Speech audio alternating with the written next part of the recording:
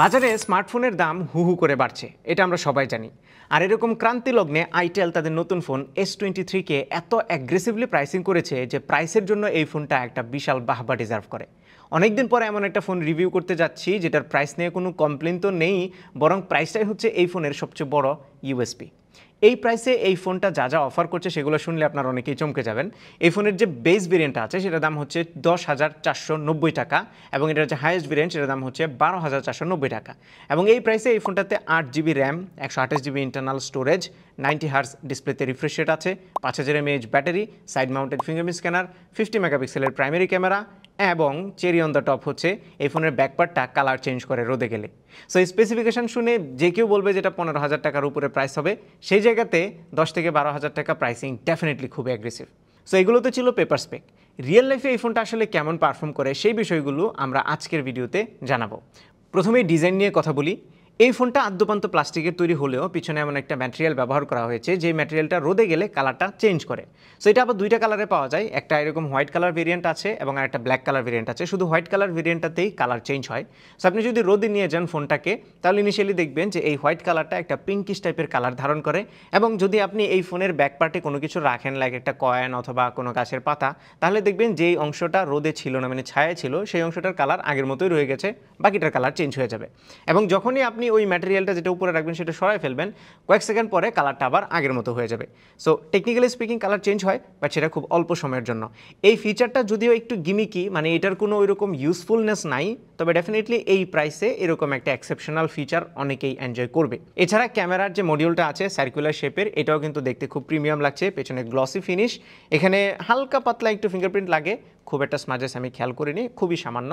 বক্সের ভিতরে একটা ব্যাক কভার আছে, সেটা লাগিয়ে নেবেন, তাহলে আর একটু বেটার প্রোটেক্ট করতে পারবেন ফোনটাকে স্ক্র্যাচ থেকে। ফোনটা একদমই বক্সিয়ার শেপের, খুব একটা মোটা না, 5000 mAh ব্যাটারি হওয়া সত্ত্বেও এটার ওয়েট ডিস্ট্রিবিউশন খুব ভালো রাখা হয়েছে, যার ফলে ইউজ করতে গিয়ে খুবই কমফোর্টেবল ফিল পাওয়া যায়। ফোনটির নিচের দিকে USB Type-C পোর্ট আছে, 3.5mm অডিও জ্যাকটা রাখা হয়েছে, প্রাইমারি মাইক্রোফোন নিচের দিকে এবং একটা সিঙ্গেল বটম ফেসিং স্পিকার আছে, যেটার কোয়ালিটি আমি অ্যাভারেজ বলবো এই প্রাইসে। বাম পাশে সিম কার্ড ট্রে আছে, আর ডান পাশে ভলিউম বাটনের নিচেই আছে power button plus side mounted fingerprint scanner. Well, side mounted fingerprint স্ক্যানারটা বেশ ফাস্ট এবং অ্যাকুরেট ছিল, প্রত্যেকবার টাচ করার সাথে সাথে অলমোস্ট ইনস্ট্যান্টলি আনলক হচ্ছিল, সো এটা নিয়ে কোনো কমপ্লেন নেই। বাই দ্য ওয়ে, এই ফোনটা পেছন থেকে দেখতে কিন্তু একটু দামি ফোনের মতো লাগলেও সামনের দিকে তাকালেই আপনি বুঝতে পারবেন যে এটা একটা বাজেট রেঞ্জের ফোন, কারণ এটার ডিসপ্লেটা হচ্ছে 6.6 ইঞ্চির একটা HD+ রেজুলেশনের ডিসপ্লে, যার বটম চিনটা বেশ বড়, সাইডের বেজালগুলো মোটামুটি থিক, তার উপরে উপরের দিকে যে সেলফি ক্যামেরাটা আছে সেটা রাখা হয়েছে একটা ওয়াটার ড্রপ নচের মধ্যে। সো এই ওয়াটার ড্রপ নচটার কারণেই মূলত সামনে থেকে কিছুটা বাজেট ফিল দেয়। অলদো এই প্রাইসে এটা কমপ্লেন করার মতো কিছু না, তবে যদি এটা কাট আউট হিসেবে দেওয়া হতো ক্যামেরাটাকে, তাহলে কিন্তু ফোনটাকে দেখতে সামনে থেকেও আরেকটু এক্সপেন্সিভ লাগতো। তবে এটা ডিসপ্লেতে যে 90Hz রিফ্রেশ রেট আছে সেটার কারণে কিন্তু এই বাকি জিনিসগুলো কিছুটা পুষিয়ে দিচ্ছে।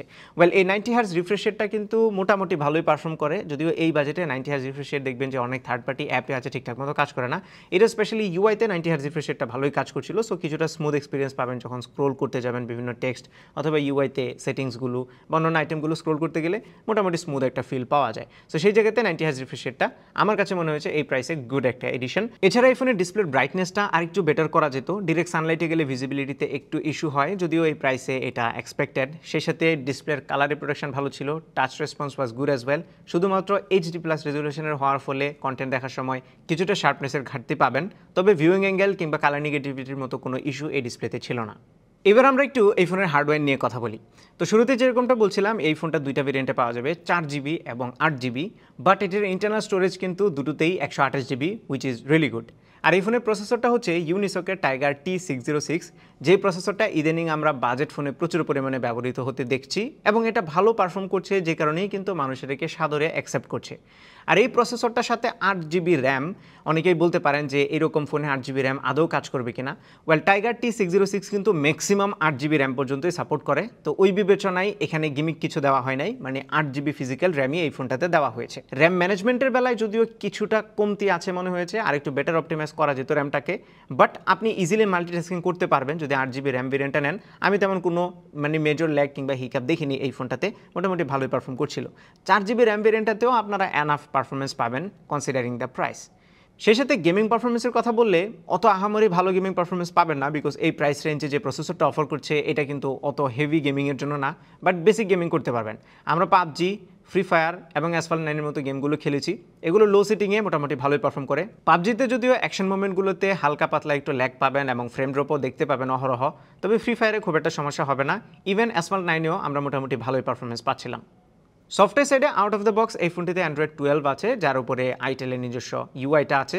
সফটওয়্যার সাইডে তেমন কোনো কমপ্লেন নেই, দু একটা ব্লোটওয়্যার আছে যেগুলো আপনি আনইনস্টল করতে পারবেন। এছাড়া সফটওয়্যারটা মোটামুটি আমার কাছে ভালোই লেগেছে। ক্যামেরা সেকশনে পেছনে 50 মেগাপিক্সেলের প্রাইমারি ক্যামেরা আছে, সাথে একটা সেকেন্ডারি এআই লেন্স দেওয়া হয়েছে, যেটা খুব একটা কার্যকর না। সো প্রাইমারি ক্যামেরার ছবির কোয়ালিটি আমার কাছে ডে লাইটে মোটামুটি ভালো লেগেছে। কনসিডারিং দ্য প্রাইস, ছবিগুলো আসলেই ভালো, গুড ডিটেল এবং শার্পনেস রিটেন করতে পারছিল। ফর দ্য প্রাইস কালারগুলো ঠিকঠাক ছিল। আমি বারবার প্রাইসের কথা এই জন্যই বলছি যে মাথায় রাখতে হবে 10 থেকে 12,000 টাকার প্রাইসের ফোনে ক্যামেরা কোয়ালিটি কিন্তু খুব আহামরি হওয়ার কথা না, সেই বিবেচনায় এইটা ভালোই সাপোর্ট দিচ্ছিল। পোর্ট্রেট মোডে যদিও এজ ডিরেকশন বা ব্যাকগ্রাউন্ড ব্লারিনেস খুব একটা ইমপ্রেসিভ ছিল না, বাট আপনারা চালিয়ে নেওয়ার মতো ছবি তুলতে পারবেন পোর্ট্রেট মোডেও। বাট এই ধরনের ফোনে আসলে পোর্ট্রেট ছবি না তোলার রিকমেন্ডেশনে থাকবে। রেগুলার মোডে ছবি তুললে মোটামুটি ভালো ছবি পাবেন, ছবিগুলো দেখতে ভালো লাগবে, সোশ্যাল মিডিয়াতে শেয়ার করতে পারবেন। লো লাইটে গেলে যদিও খুব একটা ভালো পারফর্ম করে না এবং এটাই স্বাভাবিক, স্পেশালি ক্যামেরা ইউআইতে শাটার অনেক ল্যাগ করে, সেই সাথে ডিটেল থাকে না, সফট হয়ে যায়, নয়েজ ইন্ট্রোডিউস করে। বাই দ্য ওয়ে এটাতে কিন্তু নাইট মোডও আছে, আমি একটা ডিফারেন্স দিয়ে দিব স্ক্রিনে, আপনারা দেখতে পারেন যে সুপার নাইট মোড এবং রেগুলার মোডের মধ্যে পার্থক্য। নাইট মোডে একটু বেটার এক্সপোজড হয়, বাট ডিটেল একদমই থাকে না। বাই দ্য ওয়ে এটা দিয়ে আপনারা 1080 30 FPS এ ভিডিও রেকর্ড করতে পারবেন, ভিডিওতে কোনো ধরনের স্ট্যাবিলাইজেশন নেই, সো অ্যাভারেজ কোয়ালিটির ভিডিও আপনারা পাবেন। আর সামনের যে 8 মেগাপিক্সেলের সেলফি শুটারটা আছে, এটা দিয়ে অ্যাভারেজ কোয়ালিটির সেলফি আপনারা তুলতে পারবেন, অত আহামরি ভালো না, তবে ভালো লাইটে অবশ্যই সেলফি তুলবেন, তাহলে কিছুটা চালিয়ে নেওয়ার মতো সেলফি পাবেন। লো লাইটে গেলে খুব একটা ভালো আসে না। ইভেন সামনেও পোর্ট্রেট মোডের অপশন আছে, যেটা মোটামুটি কাজ চালানোর মতো।